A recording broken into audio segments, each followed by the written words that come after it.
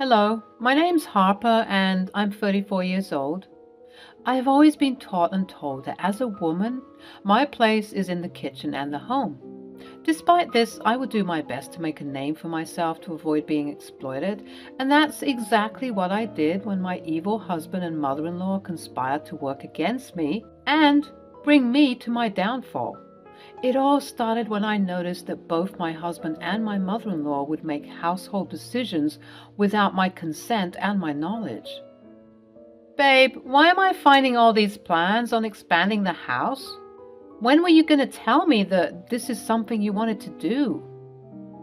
I didn't see any need to tell you since I'm the one making the most money in this house, so I can do what I want. Okay, but I'm your wife. We have to talk about things like this. Get off my back, woman. I don't really know when my sweet Jake turned so sour, but at some point he did, and he's completely unrecognizable at this point. He hates me for some reason, and I just don't know why. I tried to be kind to counteract the anger I would constantly receive, but as the years went by, he appeared to be getting worse. Okay, if you want to renovate the house, that's fine. I won't stand in your way. But as your wife, I would like to be a bit more involved in household decisions. Why? I already tell my mom everything, so I don't know why you're so obsessed with wanting to know every single thing. Yeah, and why is that? Why do you always turn to your mother when it comes to decisions that are to do with us? Is she part of this marriage too? I told you to get off my back. Don't make me repeat myself, and don't make me do anything I'll regret. This is how our conversations would go nowadays, just constant arguing and fighting. And it was taking a toll on me, my children, my family members, and my friends. They all constantly told me to get a divorce and leave him, but I was too loyal. I couldn't bear the thought of no longer being with him. That was until my mother-in-law started to become more involved in our lives, and all the dots began to connect. You see, I found out that my mother-in-law and my husband were doing some very unsavory and shady things, and this is how I found out about everything. My mother-in-law would make bi-weekly visits, which were increasing in frequency and length. Before, she would only come once a month, and it slowly but steadily grew into more and more visits, which would be fine had she not been such an insane person. Oh, well, if it isn't my favorite daughter-in-law. I'm your only daughter-in-law. Oh, hush now. Can't you let me compliment you in peace? It's no wonder why your husband is always coming to me. You're such a bore. Might I ask what brings you here today? Well, if you must know, I'm here to do some work with my son. Nothing of your concern. If it has anything to do with the household funds that I constantly see depleting, then it is my concern. How dare you accuse me of doing something like that? Stealing? How dare you? Jake will have your head on a platter if I tell him what you just insinuated. I didn't insinuate anything. Perhaps it's your guilty conscience seeping through? Mirabelle stormed off, as mad as can be. I suspected that she was going to complain to her son, but at that point, I didn't care. I had gotten so emotionally detached and distant from this entire situation that I didn't care about the various threats that were constantly hurtled my way. I just did my best to avoid them at all times. That was until I received something suspicious in my email. It read, "Hey Mom, please remember to get the correct details for Code Harper. We can't let this plan fail. You've put too much effort and care into ensuring that everything works out smoothly for us. I can't wait for everything to go down. We're gonna be rich. Love you loads, Jake." I was confused. We're gonna be rich? Code Harper? What did all this mean? And why was I part of this plan without actually being informed about anything? After much thought and deliberation, I thought that I should respond to the email. "Hey Jake, It appears as though I've been attached to this thread. Please kindly explain to me what is going on. Much love, Harper. After sending the email, Jake decided to call me. I was so shocked by the angry tone in his voice. Hell, ignore what you just saw. It has nothing to do with you. Well, clearly something is going on if you're using my name in your business meetings with your mother. Harper is a common name. Grow up and mind your own business before I do something I regret. What are you going to do, Jake? Huh? Tell me, what are you planning on doing that you're going to regret later? You know, Harper, I don't get angry much, but this time you've done it. I'll see you when I get home. He hung up the phone, and I began to get scared. What were these two planning? And why was he being so angry and secretive about everything? Due to his threats, I felt extremely unsafe in the household, so I packed some bags and decided to stay in a hotel for the time being. I couldn't afford to keep spiking my anxiety up because I was constantly in contact with two devils. Once I arrived in the hotel room, I decided to call my friend Ben. Ben and I had been childhood friends, and I knew that he would help me during this stressful and troubling time. Ben arrived soon after I called him. Hey, I'm so sorry once again for what happened. Yeah, well, I guess it's just part of the marriage package. Let me show you what the email said. Maybe you can help me out. Okay, sure. I showed Ben the email, and he shared the same look of confusion that I had when first reading it. Ben pondered some more and more, and finally he said, "We need to get inside their heads and figure out what they're doing. I don't know, but something about this seems fishy. We got to find out what they're hiding. And since they don't want to be forthcoming with you, we have to look for other means of acquiring information." Like what? Like checking the account funds and balances. Have you noticed anything recently? Yes. The household funds from the joint bank accounts are steadily decreasing. I ask about it, but you know how Jake and Mirabelle are. Okay, then let's start there. It should be noted that Ben is extremely tech savvy. He's the type of person who can hack into databases if he really wanted to, and his skills were shining during our sleuthing. Once I opened up the bank accounts and bank books for Ben to see, he began his work, searching and scouring for any discrepancies, and after several hours of us deliberating and wondering what was going on, we reached a breakthrough. But it was definitely something that we weren't prepared for. It turns out that my lovely husband and mother-in-law were participating in some shady deals to incur more money. This was a hypothesis, but all of our doubts were confirmed when Ben managed to log into my husband's email account and see all of the evidence there for ourselves. Lengthy email chains between Jake and Mirabelle. They were embezzling funds from my husband's company. And that's not all. The gag is that they were going to incriminate me and make it seem like I was the one doing all of this. That's what Code Harper is. It's when they plan to unleash their gruesome attack and make you take the fall for everything. Yes, exactly. Jake would transfer the embezzled funds into the joint bank account and then use that money to make it seem like I was the one doing it. This is honestly a new level of sickness. Why would anyone do something like that? I honestly don't know. I began to break down and sob, but Ben promptly stopped me.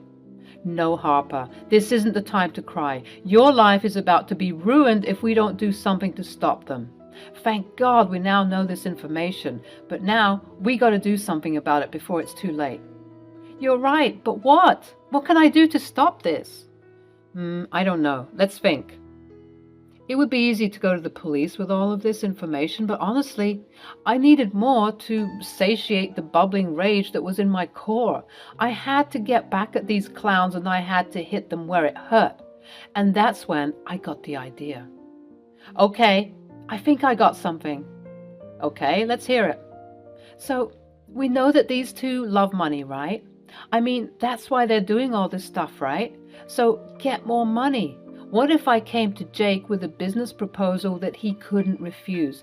And what if you disguise yourself as the ringleader of this fake, shady business so that we can catch them red-handed? That's a brilliant idea. Let's put that to work. After ironing out the details and realizing that time is of the essence, I called Jake to put the plan into action. Where are you? You decided to run away from the consequences? Come back home at once. I didn't run from anything. Actually, I left home because I had to tend to a very important business meeting, a business that you'd be interested in. What kind of business? Oh, it's a special kind, one that you might like. I briefly told him some details of this fake business, doing my best not to disclose everything, but making it sound interesting enough so that his ears would perk up. Ben had informed me of the type of lingo that needed to be used to ensure that Jake suspects that the business is shady, and since we've learned that he's into the shady business, he would most likely accept this business deal. Sounds interesting. So you're saying that all I have to do is invest some funds and then the returns would be at a higher rate? Yes, Jake, it's that simple. How much is needed? We have to invest a total of $30,000, but we can do it in installments if you'd like. I'll get back to you. In the background of the call, I heard him talking to Mirabelle about everything, letting her know what I said and debating on whether or not they should do the deal. Mirabelle sounded excited from the little that I heard, and it was confirmed because what Jake said next was shocking. Okay, so we're going to do this, and I'm going to send the full $30,000 so that we can do this quickly. When it comes to these details, time is of the essence. We don't have time to dilly-dally. Okay, which account will you use? I'll send it to the joint bank account, of course. Okay, sure thing. We ended the call, and later on in the evening, Ben and I received an email on Jake's account, and it read, "Just sent the $30,000 to the joint bank account. It's like she's putting her nail in her coffin. This is going to be way too easy. She'll go down for our crimes, and we run with the money." Seeing those messages hurt me a lot. After everything, this man wanted to scam me like this. The good thing is, Ben was recording everything, even the phone call that we had with Jake, so that we could build a solid case against them. I'm so sorry for everything, Harper. This man doesn't deserve you. I hope you find someone better. Me too. The next morning, Ben returned to my hotel room so that we could continue investigating and building our case against Jake and Mirabelle. Not only did I want them to go down for their crimes, I felt like I needed to be compensated for the time that was wasted in our horrendous marriage.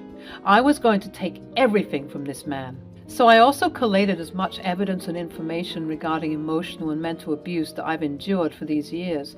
I was going to make sure that he lives a miserable life alongside his mother. Ben was helping me out so much, and I was so appreciative of everything that he was doing for me. He did make me happy, and sometimes I wondered why I didn't marry him instead. Why are you staring at me like that? No reason. Sorry. No, it's quite all right. Let's get back to work, though. We continued working, and we were finding breakthrough after breakthrough, cementing the plan on how Jake and Mirabelle were going to get caught. I wanted the whole ordeal to be public and messy. I wanted to ruin these people's lives the same way they wanted to ruin mine. It was insane to think that such a thing could happen. A week went by, and Jake was wondering why I hadn't come home yet. But I was reducing as much contact with him as possible because I knew very soon that he would be behind bars for a very long time. At last, I contacted Jake to initiate the plan that Ben and I had been working on for the past week. And things were falling into place. I invited Mirabelle and Jake to a pretty crowded cafe, and once they arrived, the plan was set in motion, and I hit record on my voice recorder that was concealed. So glad that you two came. Just cut to the chase. We all shouldn't be out here so publicly. Why did you suggest this busy cafe anyways? I'm getting nervous. Hush, Jake. I quite like this cafe, and besides, it's like we'll hide in plain sight. Fine, it's about time you called us and informed us about the business deal we talked about. What took you so long, and why haven't you been home? Yeah, I've been busy ironing out the details of this deal, honey. Wouldn't you want everything to be precise and meticulous? Trust me. Fine, whatever. But when is our money going to come back to us? Soon, don't worry. But first, I would like to know something. Where did you get all that money? What? What are you saying? The $30,000 that you sent into the account. Where did you get that? Does it matter where I got it? Aren't you also going to use the money as well? Answer my question, Jake. Why are you interrogating him so much? This is why we don't involve you in our plans, because you have a big fat mouth. You think I don't know the truth? Do you think I don't know just how disgusting and slimy you two are? I know everything. I know that you are embezzling funds from your company. How dare you accuse me of doing such a thing? I would never, and even if I did, you don't have any proof. I decided to make a calculated decision, and I said, You're right. I don't have proof, so why don't you just tell me the truth so that we can fix this? Ha! You see, you don't have proof. Mom, I think we deserve to laugh a little, don't you think? Let me tell her everything. Jake went into full detail about how he started embezzling from his company. He also had no issue exposing that he was going to let me take the fall for it, all the while laughing with his mother looking like two evil villains. After they had a good laugh, I tried to compose myself to not cause a scene. I calmly said, Gotcha. What? I said, Gotcha. I just got you two confessing everything that you were planning on doing. Oh, please, what are you, a detective now? Don't make me laugh. I might not be a detective, but I am smart enough to record things. I then revealed my concealed recorder. I got everything you said here, which was practically a full confession. Honestly, why did you go into so much detail? Mirabelle's face turned pale and she shouted, Jake, do something! Jake dived across the table to attempt to snatch it from me, but he was too late. He started to cause a scene, and the photographers that I had hired to capture these moments leapt into action, recording everything. Some young kids also took out their phones and began to stream the event, and let me tell you, it was truly something to behold. Jake was being held back by Ben, who emerged with the photographers, and it was not looking good for the two criminals, honestly. Jake looked like a raging and abusive maniac, since he looked like he wanted to kill me, and Mirabelle was harassing the onlookers and passers-by, spitting profanities at them and me. It didn't take long for this debacle to go viral, and after that, I collected as much video evidence, the audio recording I took during the meeting, as well as all of the email chains and bank account details that Ben and I combed through, and I headed to the police station to make my case. It didn't take long for the case to be examined, since Ben and I had practically done all the work for them, and not long afterward, Jake, who had promptly been publicly fired and humiliated after making a fool of himself on social media, as well as Mirabelle, who lost her positions as a budding socialite, stood trial for their crimes for embezzling money. The case was broadcasted nationally, and Jake and Mirabelle were considered social pariahs at this point. Their faces were plastered on TV screens and newspapers for weeks, and subsequently, Ben and I were accoladed for our efforts and hard work. I think I divorced Jake while his trial was going on, and it was not a good look for him, which made it quite easy for me to get a hefty settlement. With that money, in addition to selling the home that Jake and I had lived in for so long, I couldn't stand being there anymore. I was becoming a financially free and independent woman. I would attend the trials for both Jake and Mirabelle to remind them that I was one step ahead of them and that they weren't as smart as they thought they were. They would often catch my eye in the courtroom and send me nasty glares. There were even moments when the prosecutors would call me to the stand to testify, since I was the one who essentially cracked the case. Whenever I would go on the stand, I would tell the prosecutor as many details as I could remember, all the while smiling and antagonizing my awful ex-husband and mother-in-law. If looks could kill, I would be on the floor. But luckily, looks don't kill. And with the amount of criminal activity that was going on between the two, they are going to be in prison for a very, very long time. So I needn't worry about them getting back at me, as I will be living lavishly, writing a book about my experiences and how Ben and I caught these weasels, whilst they would be rotting in prison for the rest of their lives. Revenge is so sweet.